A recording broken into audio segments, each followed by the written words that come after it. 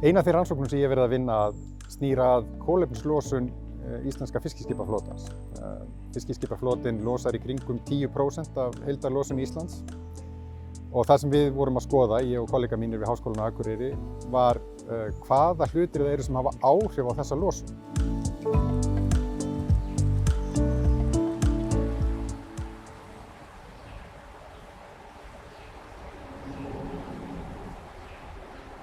Og það sem kemur í ljós að það eru svo sem margir hlutir sem hafa áhrif, en það sem hefur langsamlega stærsta áhrif stærð fiskistofnanna, heilbrigði fiskistofnanna. Því heilbrigðari sem fiskistofnarnir eru, því stærri sem þeir eru, því minni losunin á hverja einingu.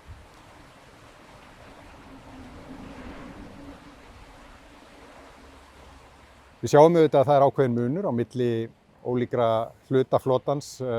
Togveiðarnar losa að jafnaði eitthvað meira heldur en til dæmis línuveiðar eða handfæraveiðar, netaveiðar.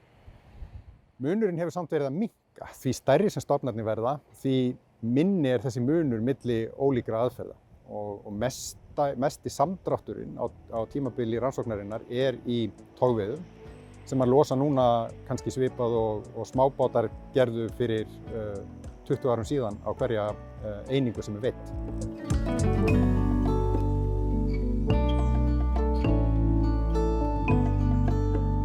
Við sjáum ekki að það séu aðrir þættir sem hafa afgerandi áhrif á þessa þróun. Til dæmis við sjáum ekki að tækniframfarir hafi haft afgerandi áhrif. Fyrst og fremst það eins og ég segi, stærð stofnanna.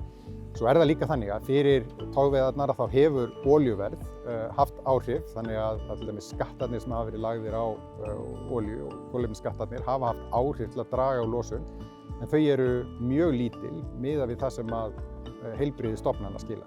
Við getum sagt að það sem niðurstaðan sýnir að það þurfi ekki allar aðgerðir í loftslagsmálum að vera sársaukafullar. Stundum það þannig að hagsmunir allra fara saman.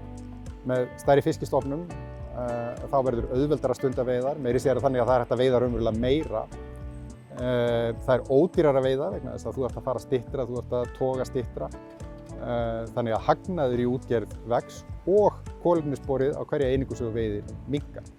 Þannig að það sem við sjáum þarna dæmi aðgerð í loftslagsmálum sem að raunverulega allir græða á, enginn líður af.